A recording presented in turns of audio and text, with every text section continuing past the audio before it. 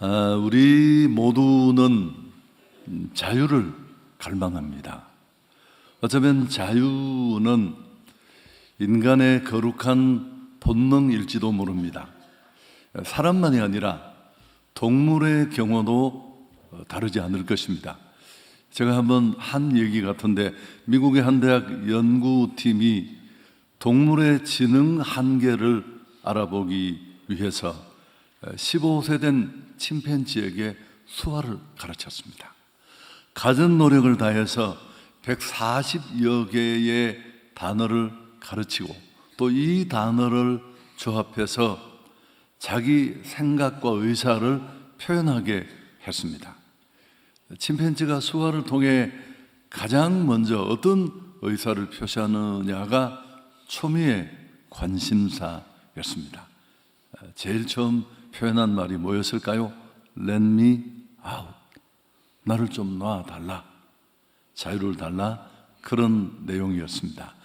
오늘 우리가 읽은 이 성경의 말씀, 좀 신앙생활을 하신 분들은 모두가 잘 아는 그런 내용입니다만은, 이 성경 속에도 사실 24절 말씀까지 읽어야 하는데 자유를 갈망하는 한 사람이 등장합니다. 배경을 조금 설명드리면, 꽤나 부유한 가정이었습니다.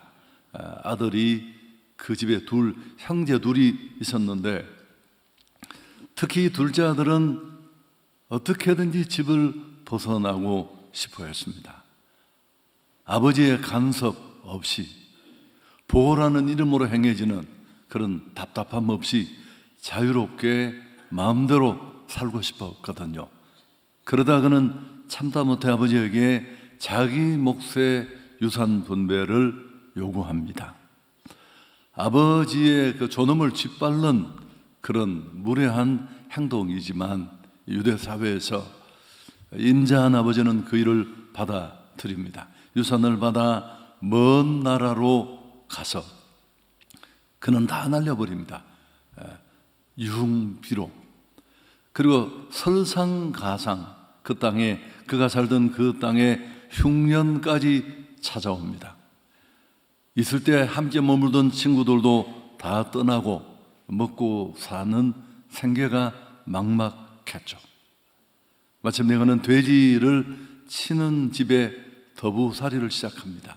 여러분, 유대인에게 돼지는 가장 더럽고 가장 천하고 가장 혐오스러운 그런 짐승으로 여겨졌습니다. 이건 그의 삶이 얼마나 최악의 상태에 이르렀는가를 보여줍니다. 돼지 먹는 사료로도 배를 채울 수 없었습니다. 그렇게 원했던 자유, 행복은 어디에도 없었습니다. 이 막다른 길에서 그는 새로운 변화를 맞게 됩니다.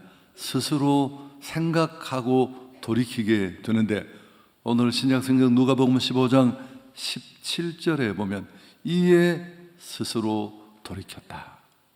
굉장히 중요한 표현입니다. 이 좀 어려운 얘기지만 헬라어의 원래 원문을 보면 에이스 해 아우톤 엘톤이라는 이 말은 자기 자신에게로 돌아왔다, 그런 뜻이 있습니다. 그는 이 최악의 상황에서 자유와 행복을 찾아 도망간 달아난 그 자리에서 비로소 자기를 직면하고 자각하게 된 겁니다. 나에게는 아버지가 계시고 나는 그 모든 것을 가진 아버지의 아들이라는 것, 그리고 비로소 지금까지 불편하게 답답하게 생각했던 아버지라는 그 울타리가 내게 얼마나 큰 도움이 되었는가를 눈뜨게 된 것입니다. 그러자 그는 용기를 냅니다. 아버지께로 돌아가야 되겠다. 그러면서 나는 아들로 다시 받아주실지 모르지만, 아들 자격이 없지만 아버지 집에 얼마나 많은 품꾼이 있는데 그런 품꾼의 하나로라도 나를 받아주시겠지. 그렇게 마음을 추스리고 용기를 냅니다. 그런데 이제 아버지가 어떻게 반응했는지가 성경에 쭉 나오는데, 아버지는 아주 먼 거리에서도 초췌한 모습으로 주저하며 돌아오는 그 수축해진 아들을 단번에 알아봤습니다. 저는 이게 충분히 이해가 됐습니다. 우리 아들이 과거에 미국서 졸업할 때 막 제가 잘 모르는 곳에 사람이 수백 명이 모였는데 저는 우리 아들을 단번에 찾았습니다. 난 아버지니까요. 뭐 지가 뭘 뒤집어 썼든 맸든 간에. 그래서 이해하는 데 퍽 빨랐습니다. 단번에 알아보고 측은히 여겨 달려가 목을 안고 입을 맞춥니다. 아들의 그 죄를 아버지는 묻도 따지지도 않습니다. 대신 종들에게 소리칩니다. 오늘 누가복음 15장 22절에 보면 제일 좋은 옷을 내다가 입히고 손에 가락지를 끼우고 발에 신을 신기라. 그렇게 말하고는 살찐 송아지 한 마리를 잡아 온 이웃들을 불러서 잔치를 벌입니다. 내가 잃어버렸던 아들, 죽었던 아들을 다시 돌려받았다. 근데 여기 아버지가 준 이 아들을 껴안으며 준 선물은 좀 우리가 곱씹고 의미를 조금 설명할 필요가 있습니다. 이 제일 좋은 옷이라는 말은 첫 번째 옷이라는 뜻도 있는데 더러운 옷을 벗기고 가장 좋은 옷을 입힘으로 그간의 수치와 과거를 덮어주고 또 아들로서의 자리를 다시 회복시켜 준다는 뜻이 있습니다. 손에 끼워준 가락지는 단순한 장신구가 아니라 넌 다시 우리 가족의 일원이 되었고 여전히 내 아들이다. 너는 아들로서 얼마든지 결정하고 권한을 가질 수 있다. 그런 의미를 갖습니다. 또 신겨준 신발은 당시 노예나 종들은 자유롭지 못한 사람들은 맨발로 살았습니다. 이제 아버지가 그에게 신겨준 신발은 너는 내 아들이고 네가 권한도 가지지만 너는 이제 자유인이다. 여러분 참 아이러니하지 않습니까? 아버지의 보호와 도움을 불편하게 여기고 세상에서 무언가 행복을 찾으려 했던 그가 모든 것을 잃어버렸는데 그렇게 불편하고 고깝게 여겼던 그 아버지 품 안에서 그는 다시 모든 것을 회복합니다. 존귀도 권위도 자유도 행복도. 집으로 돌아온 아들의 마음을 우리가 한번 생각해 보면 어떨까요? 얼마나 평안하고 얼마나 안도했을까. 과거에 몰랐던 그 아버지의 사랑과 보호, 여전히 그는 불편하게 고깝게 여겼을까요? 아닐 것입니다. 그게 얼마나 소중한지, 그게 나에게 얼마나 위로와 도움이 되었는지. 코로나를 통과하면서 한국 교회가 많은 피해를 입었다고 저는 그렇게 여겼습니다. 또 사실이기도 하고요. 지용건 대표가 쓴 책, 우리 교육자들이 읽고 이제 수련회를 떠납니다만은 한국 교회의 미래, 2026년도 한국 교회의 데이터를 냅니다. 그 데이터 속에 보면 그렇지 않습니다. 예상 외로 많은 사람들의 신앙이 훨씬 단단해졌대요. 이런 절박한 위기를 통과하면서 정말 기댈 분이 있고 내가 의지할 분이 있다는 사실 앞에 더 많은 성도들이 신앙을 돈독히 하고 했다는 게 데이터로 나와 있습니다. 여러분 궁금하시면 한번 책자를 보시는 것도 좋습니다. 아마도 그리고 그는 아버지의 그 보호와 공급을 감사하며 넉넉한 삶을 살았을 것입니다. 또 하나 우리가 생각해 보면 그 이후에도 삶의 자리가 늘 그렇듯이 어려움이 있었지 않겠습니까? 흉년도, 건강의 어려움도, 위기도. 그렇지만 문제가 없었을 겁니다. 아버지가 계셨으니까요. 아버지라는 울타리 아래 그는 보호받고 있었기 때문입니다. 진짜 자유, 행복은 어디 있을까요? 너무 논리에 비약이 될지 모르지만 사실은 하나님 안에 있습니다. 우린 죄 때문에 하나님과의 관계가 끊어졌고 또 그 생명과 축복과 행복 대신 하나님과의 관계의 단절이, 그 죄가 우리 인생을 오늘 이런 고독한 지경에 무리 속에 살면서도, 많은 것을 가지면서도 의미와 삶의 목적을 잃고 살게 만든 겁니다. 그리고 나는 정말 내 인생은 내 것이고 자유인이라고 말하는데 정말 여러 가지가 묶여 있습니다. 악습에, 쾌락에, 의미 없음에, 공허함에. 예수께서는 우리를 이 모든 죄가 부른 그 어둠에서, 그 묶인 것에서 우리를 자유케 하려고 십자가를 지셨습니다. 요한복음 8장 32절, 우리 잘 아는 구절이잖아요. 진리를 알지니 진리가 너희를 자유케 한다. 이 진리는 예수 그리스도입니다. 기독교는 많은 것을 얽어매는 것처럼 보입니다. 술 먹지 마, 일요일날 교회 와, 뭐 등등등. 그러나 그렇지 않습니다. 케제만이라는 학자는 예수는 자유를 의미한다. 사실 자유는 행복의 또 다른 이름이거든요. 많이 가져도 묶여있고 불편하다면 그건 행복한 게 아니니까 예수는 자유를 의미한다, 그렇게 말했습니다.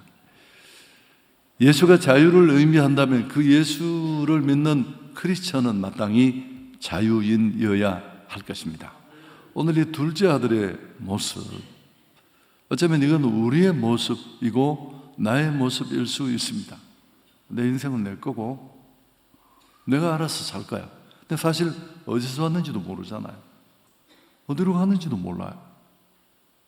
여러분, 우리가 그런 한낱 미생물이 진화해서 어쩌다가 실수로, 말도 안 되는 얘기예요. 말도 안 돼.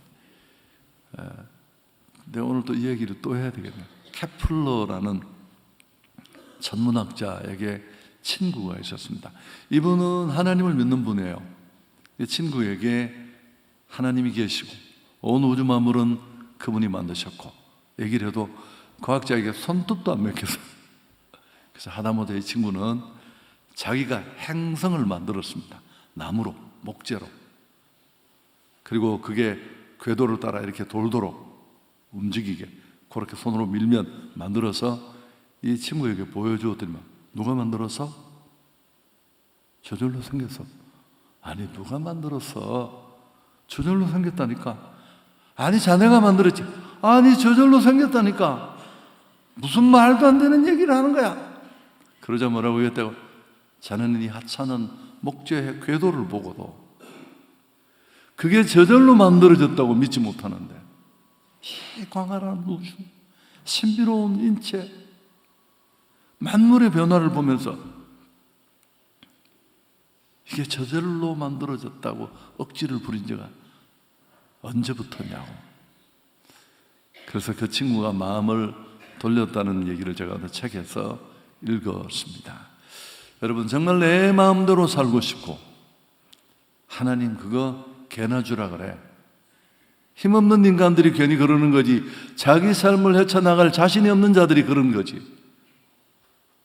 그럼 우리는 어떻게 살고 있나요? 앞에도 말했지만 술, 쾌락, 필요라는 이름으로, 저축이라는 이름으로 돈에 이끌려 돈을 다스리는 자가 아니라 끌려다니는 자로 관계도 다 망치고, 오늘 이 둘째 아들처럼 이렇게 시궁창에 처박히지 않더라도 오늘의 둘째 아들 탕자는 성공했어요. 돈도 벌고 포르쉐도 타고 SNS에, 인스타그램에 끊임없이 사진 찍어 올리고. 여러분, 저는 그런 데 휘둘리지 않습니다. 성경에 이런 인물이 있잖아요. 누가복음 19장에 삭개오라는 인물. 그는 돈만 있으면, 성공만 하면 행복해지고 자유로워지리라고 생각했습니다. 로마로부터 유대 지역에 세금을 징수할 수 있는 권한을, 프리미엄을 주고 웃돈을 주고 받아와서 자기 종족을 처참하게 짓밟고 늑탈하고 빼앗고 수전노, 매국노 소리를 들으면서 돈을 얻고 세리장이라는 지위도 얻었지만 행복하지 않았어요. 고민 끝에 예수님을 만나고, 만나자마자 그는 행복해지고 자기 것을 내려놓고 의미 있는 삶을 시작합니다. 하나님 앞에 자기가 빼앗은 걸 다시 다 2배로 돌려주고 등등등. 돌아온 아들의 마음속에 있었을 안도를 한번 생각해 보십시오. 얼마나 평안까지 안 해줘. 저는 평안과 편안을 구분합니다. 그건 너무 많이 차원이 달라. 그게 정말 내 인생 전체가 기대를 주실 만큼 소망이 되지 않더라도 그 아들이 누렸을 그 편안함이 얼마나 대단했을까. 어거스틴은 고백록에서 그런 얘기를 했습니다. 많은 일을 겪었잖아요. 고백록 안에서 그는 우리 마음이 당신 안에서 안식을 얻기까지는 평안이 없습니다. 이 말에 공감하는 분들 정말 많을 겁니다. 그건 편안한 거예요. 몇 가지 요건이 맞고, 고양이 한 마리가 마당에 뛰쳐나와도 금세 날아가 버리는 정말 조각이고 흔들리는 요동하는 것입니다. 하나님 안에 있을 때 환경을 뛰어넘어 우리 안에 이 평화가 있는 줄 믿습니다. 돌아온 이 아들, 아버지 볼 면목이 없는 아들을 아버지가 데리고 송아지 잡아서 파티를 열잖아요. 여러분, 이것도 정말 우리에게 주는 메시지가 많아요. 하나님과 함께하는 삶은 잔치집과 같아요. 실제로 성경에 천국을 잔치집으로 비유한 곳이 있는데, 물론 이 인생이 맨날 좋은 날 희낙낙 할 일만 있는 건 아닙니다만, 드림, 나눔, 위로, 행복. 사실 우리가 자유를 누려야 하는 첫 번째 자리는 죄로부터의 자유입니다. 자유. 모든 사람은 죄를 가지고 태어납니다. 성경은 그 죄 때문에 하나님의 영광에 이르지 못하는데, 죄는 하나님과 우리의 관계를 끊어버린, 아버지 되신 그분과의 관계를 끊어버린 건데, 그 죄가 뭐냐 하면, 여러분 참 오늘 본문과 죄가 뭔 줄 아세요? 아버지의 보호를 간섭으로 여기는 거예요. 사단이 찾아와서 에덴의 축복을 누리며 살던 인생에게 뭐라고 꼬입니까? 야, 하나님 기분 나쁘지? 하라 하지 말라 그러니까 너 하나님처럼 될 수 있어. 그리고 꼬드겨서 죄를 짓고 하나님처럼 된 게 아니라 인간은 신락원하고 그 죄가 온 인류에게 전가되어서 우리 모두가 이렇게 어려움을 겪는 거예요. 내 팔 흔들고 살면 너무 편안할 줄 알았는데 고통과 눈물, 사람 속에서도 고독을 느끼고. 그래서 사실 가장 큰 죄는 하나님을 외면한 죄입니다. 아들이 오늘 돌아오면서 내가 하나님과 아버지께 죄를 지었다. 참 의미 있는 연결이라고 생각합니다. 그리고 우리는 그 하나님과의 관계가 예수님을 통해 회복되면 온갖 묶인 것들로부터도 풀립니다. 제가 이 구절도 많이 인용하는데 오늘 다 설명할 수 없지만, 요한 1서 3장 8절에 하나님의 아들이 나타나신 것은 마귀의 일을 멸하려 하심이라. 무슨 SNS 중독, 쾌락, 이런 그 악한 영까지. 폴 투르니에라는 스위스의 정신과 의사가 있습니다. 책도 많이 발간되고 우리나라에도 많이 번역되어 있습니다만은, 그는 30년 동안 정신과 의사에게 치료를 받으러 다니는 한 여성의 얘기를 소개합니다. 대개 정신병에 걸린 사람들의 경우는 과거를 들춰보면 괴로웠던 시절이나 어렸을 때 받았던 고통, 충격, 이런 것들이 상흔이 되는 경우가 많은데, 그러면 이제 문진이나 여러 가지 방법을 통해 의식 속에, 무의식 속에 그런 것들을 끌어내어 고치는 것이 일반적인 치료 방법이라고 합니다. 근데 이 여성은 아무리 의식을 분석하고 과거를 들춰봐도 그런 병의 원인을 찾기가 어려웠습니다. 투르니에는 하나님을 섬기는 기도인이었기에 이 여자와 함께 기도했습니다. 그 여자는 하나님을 만나고 그리고는 비로소 자유로워졌습니다. 이 여자의 고백이 책에 실려 있는데요, 나는 새로운 사람이 되었다. 이렇게 황홀한 자유가 있다는 것을 지금까지 모르고 지냈다. 예수께서 나를 고쳐주시고 나에게 참 자유와 해방을 주셨다. 여러분, 저는 목회를 지금까지 했잖아요. 38, 9년 동안 이런 케이스를 많이 봤어요. 제 친근한 제자 중에도 있고요. 그 아이를 내가 처음 봤을 때 이 혀를 내서 이렇게 흔들면서, 그 좋은 대학을 나온 애가 그 예배 30분 드리는 내내 침을 30번이나 받았어요. 휴지통에서 받고 들어가. 정상인이 아니었어요. 하나님은 그를 고쳐주셨습니다. 의학도 과학도 설명할 수 없는 일들이 얼마나 많아요.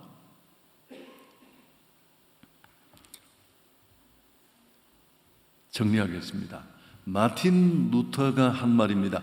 물고기는 물에서 자유를 얻고 병아리는 어미 닭 나래에서 자유를 얻듯이 우리 성도는 그리스도 안에 있을 때 자유를 누리게 된다. 제가 자유는 행복의 다른 이름이라는 말도 했습니다만, 자유는 마음대로 하는 게 아닙니다. 우리나라가 처음 이제 독립을 하고 국가를 회복했을 때, 제가 어린 시절에 들은 얘기, 제가 이 얘기를 왜 이렇게 많이 하죠?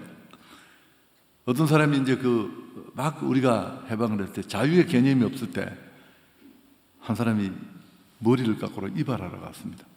5,000원인데 예를 들면 3만 원을 달라요. 뭔 소리 하냐고 하니까 자유라고. 그래서 유리창을 다 깼대요. 이발소 유리창을. 왜 깼냐? 자유다고. 뭐 좀 웃기는 얘기고 어설픈 얘기인데, 여러분, 우리 안에도 이런 자유에 대한 오해가 있을 수 있습니다. 기차가 진짜 자유롭다는 건 아무데나 다니는 게, 하늘도 나르고 막 들판으로 달리고, 그 자유가 무슨 그게 자유예요.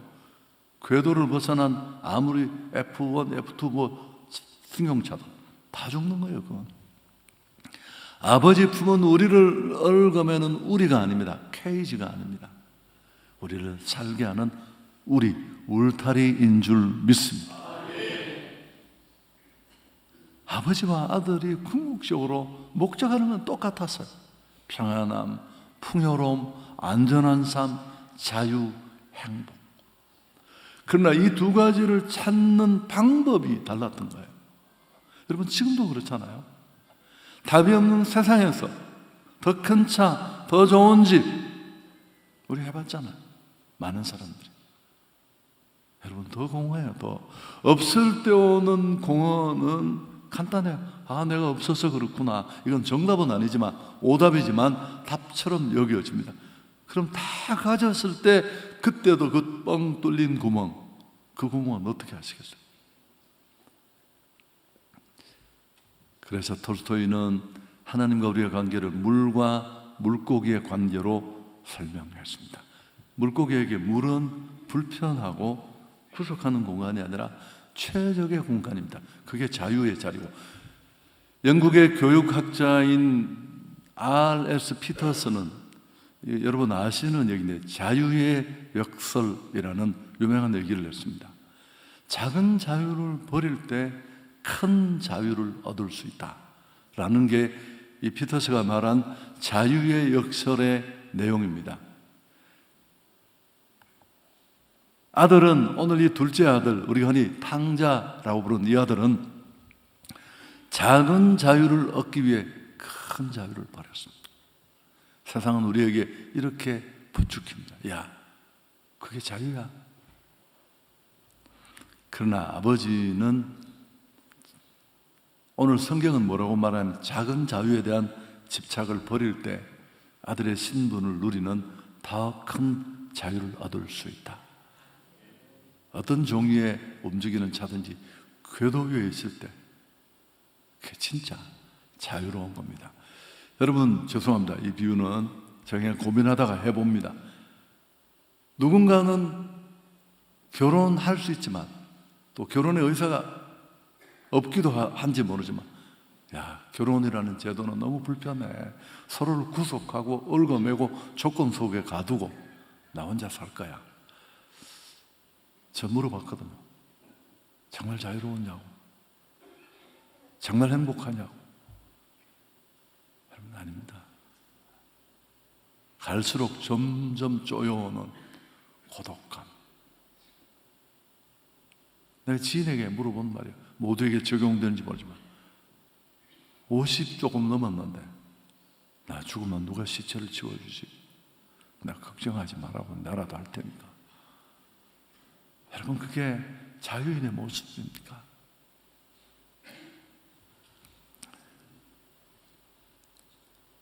당장 아버지께 돌아온 것은 단순히 물리적인 귀환의 의미만이 아닙니다. 그는 그 절망의 비참한 자리에서 자기와 직면한 겁니다. 내가 누구인지를 알게 된 거죠. 사실 이 말은 여러분이 불편할 수 있지만 조금 더 진전하면 나는 누구의 것인가라는 문제와도 맞닥뜨립니다. 난 내 것이 아니니까요. 이런 자기 인식이 변화의 출발점이었습니다. 우리도 할 수 있습니다. 오늘 여기서 지금 자각하는 게 중요합니다. 그리고 돌이키면 될 줄 믿습니다. 그리고 하나님을 내 마음으로 받아들이면 됩니다. 요한복음 1장 12절에 있는 말씀인데 우리 불편하지 않으면 같이 한번 읽습니다. 영접하는 자, 곧 그 이름을 믿는 자들에게는 하나님의 자녀가 되는 권세를 주셨다.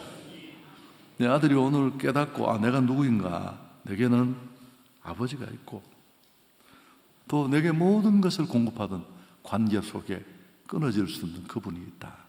제가 이제 연결 시리즈를 했었어요. 우리 성도들에게 처음 오신 분들 때문에. 그때 이제 부부 관계 연결을 이야기했습니다. 마지막에 무슨 말을 제가 했죠? 부부 관계는 굉장히 조심해야 된다. 부부는 피 한 방울이 섞이지 않았어요. 가만히 두면 그 관계는 멀어질 수밖에 없습니다.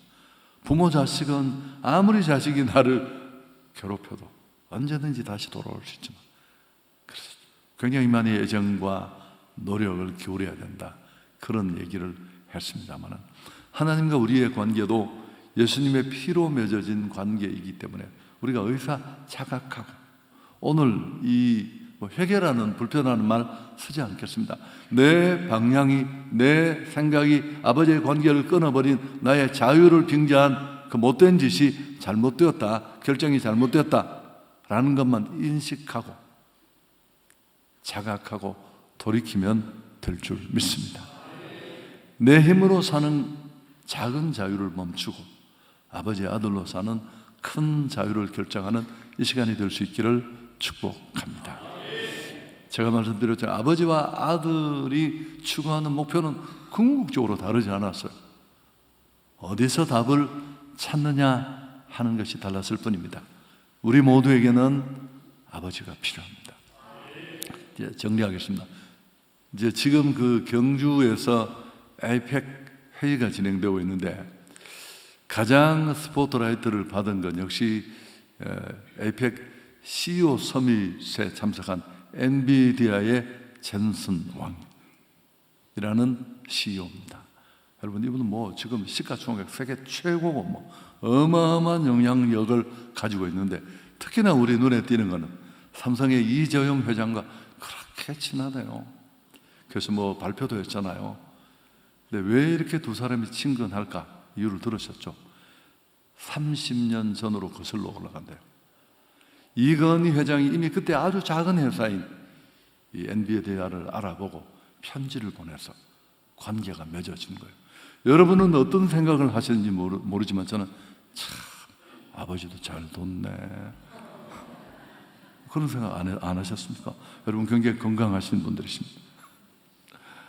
그래서 재벌 아버지를 뒀다는 것도 그렇지만 그렇게 미래를 미리 꿰뚫어 보고 이 어려운 시기에 삼성이 얼마나 위기 속에 있는데 선견지명 있는 아버지의 작은 연결이 위기 속에 또 경영의 한 사람에게 좋은 기회를 만들어 준 겁니다.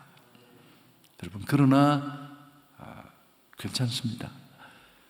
아무리 이건희 회장이 아버지라서 좋은들 우리 하늘 아버지만 하실까요? 우리가 하나님의 자녀가 딱 되면 하나님을 세상에 아버지라고 부를 수 있습니다. 여러분, 이게 얼마나, 이건 제가 목사라서 하는 얘기가 아니에요.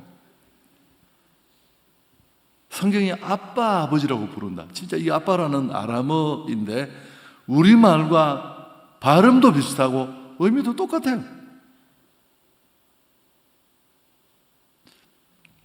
이게 얼마나 위기 많고 흉년 많은, 계획대로 되지 않는 좁쌀만한 머리 굴리며 살아가는 우리에게 큰 혜택인지. 여러분, 그 아버지 여보, 제 아버지는 그렇게 부자는 아니었습니다. 우리가 그렇게 가난한 집도 아니었는데, 어릴 때 그냥 제가 이게 딱 출근하는 아버지 뒤에 따라서 아버지 하면 대부분 해결이 다 됐습니다. 큰 문제가 없었습니다.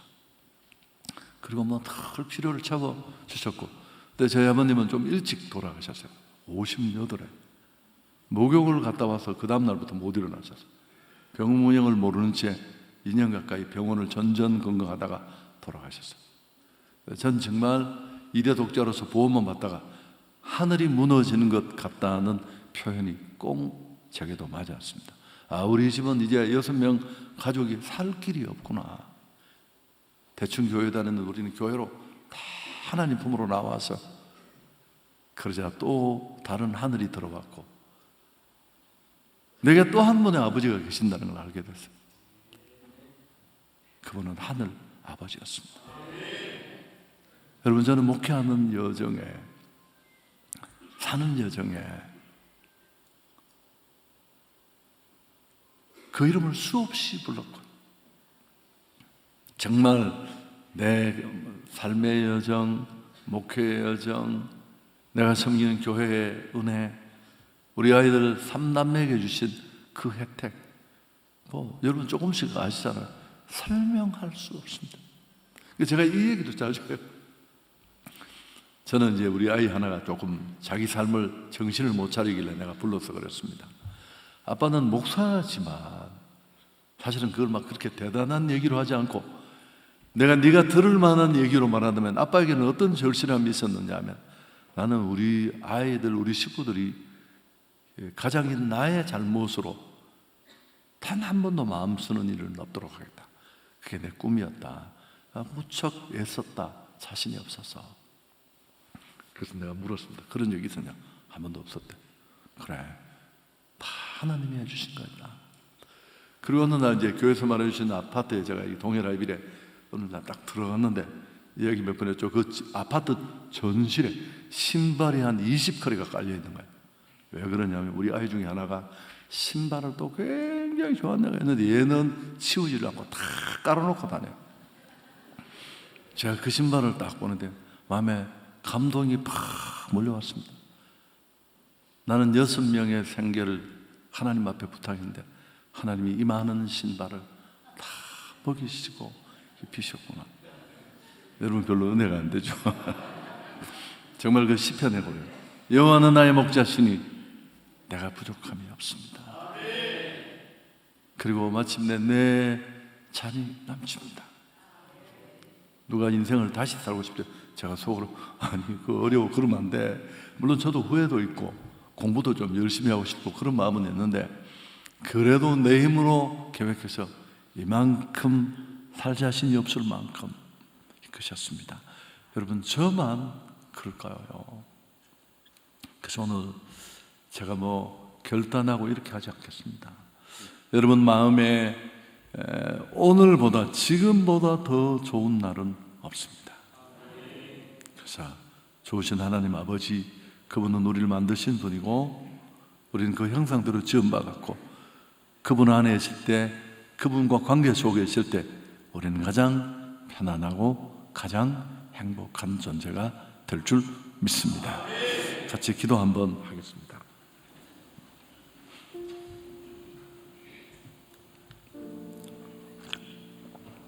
여러분 한 1분만 한번 생각을 해보시죠. 오늘 초청되어 오신 분들이 꼭 마음에 결정을 했으면 좋겠고요. 한성교회는 주일날 잠깐 한번 보여줄 수 있는 6번의 똑같은 예배가 드려집니다. 오늘 제 설교만 듣고 모든 것을 파악하기는 쉽지 않을 테니까 한번 보시면 2시간 간격으로, 약간 4부 5부는 다릅니다만 6번의 예배가 드립니다. 왜 이렇게 여러 번을 드리느냐 하면은 여러분의 삶에 딱 필요한 시간대에 와서 우리가 친구 한 명을 사귀어도 얼마나 많은 고비를 지나야 돼요.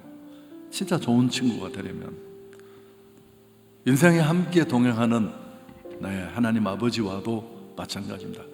저도 제 나이가 이제 65세인가 66세 그렇게 됐는데, 그러는 동안 이제 그분과 이렇게 눈치만 봐도 내가 그분을 알고 의지할 수 있는, 그래서 여러분, 저는 목회하면서 얼마나 많은 어려움을 겪었겠어요. 얘기하면 기절 초풍하시니까 멀리서 보니까 제가 말짱해 보이지만, 지난 주간에 목회자 세미나를 했었는데 막 우는 분도 계셨어요. 그 리더십 할 때는 너무너무 힘들었으니까. 그래서 그런 얘기들 좀 내 과거도 들려주시고 그랬는데, 그래서 여러분, 이 예배 시간 잘 1부, 다시 한번 1부, 2부, 3부는 이제 좀 장년들 예배입니다. 4부, 5부는 젊은이들이 많고, 여러분 취향들이 저녁 8시도 똑같은 예배인데, 혹시 일요일날, 이 주일날 일정이 있는 분들은 이 예배에 와서 차분히 한번 그분 손을 잡고 알아보시죠. 저는 그 아버지와 동행하면서 이렇게 안도 있는 삶을 살고 있습니다. 저는 청년 때부터 걱정이 많아서 고민을 시작하면 머리를 50개 집어서 밤새 집어 당겨가지고 행축을 앞두고 주일날은 잘 못 잘 때도 있는데 어제도 잘 자고 그렇습니다. 여러분 꼭 기억하십시오. 기도하겠습니다. 좋으신 하나님, 오늘 하나님의 전에 초대받아 온 분들을 품에 안아주시고, 너는 내 아들이고 너는 나의 것이고 나는 너와 함께 하고 싶다. 확신의 음성을 들려주시고, 힘들고 의미 없고 뭘 얻었든 얻지 못했던 공허한 우리 삶에 의미와 자유와 행복과 회복을 주실 줄 믿습니다. 예수님 이름으로 기도하옵나이다. 아멘. 여러분, 이제 마지막 인사입니다. 또 잘 돌아가시고 교회가 주는 작은 선물을 꼭 받아 가시고, 내려가실 때 계단이 조금 이렇게 경사가 심하니까 한 5분만 시간을 두시고 잘 내려가시고, 또 초청하신 분들이 저희가 막 대접을 할 수 있는 그런 공간이 또 상황이 되지 않으니까 카페 출입도 태신자들 중심으로 여러분이 양보해 주시고, 또 식사도 대접하시고, 그리고 저희가 정말 드리고 싶었던 선물은 우리가 함께 만난 이 하나님, 또 예수님이라는 것도 꼭 알아주셨으면 좋겠고, 여러분이 받은 이 신앙 출발의 기회를 놓치지 않았으면 좋겠습니다. 찬송가 438장 1절 3절만 부르고 제가 기도 한번 하고 오늘 모든 순서를 펴겠습니다. 평안히 돌아가십시오. 내 영혼이 은총 입어 중화되지, 받고 보니 슬픔 많은 이 세상도 천국으로 와도다. 할렐루야 찬양하세. 내 모든 죄 사함받고 주 예수와 동행하니 그 어린아 하늘. 3절도 하겠습니다. 높은 산이 거친 들이 조막이나 궁궐이나 내 주 예수 모신 그 어린아 하늘나라. 할렐루야 찬양하세. 내 모든 죄 사함받고 주 예수와 동행하니 그 어린아 하늘나라. 지금은 우리 주 예수 그리스도의 은혜와 하나님 우리 아버지의 놀라우신 사랑과 성령이 함께 하시는 은혜가 예배하는 우리 모두 위에 영원토록 함께 계실지어다. 아멘.